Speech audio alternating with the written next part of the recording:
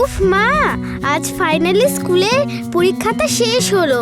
কাল থেকে আর সকাল সকাল পড়ার তাড়া নেই। বলো আজ কি স্পেশাল রান্না করেছো?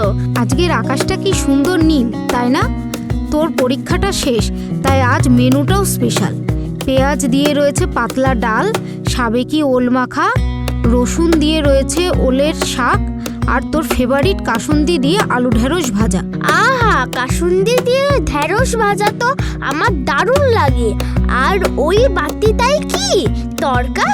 হ্যাঁ, ওপরে কাঁচা পেঁয়াজ ছড়ানো ধাবা স্টাইল তড়কা, আর মেইন কোর্সে রয়েছে পাবদা মাছ। মাগো, পরীক্ষা শেষের এই শান্তির ঘুম, আর তার আগে পাবদা মাছ আর তড়কা দিয়ে এমন কবজি ডুবিয়ে খাওয়া, পুরো জমে ক্ষীর।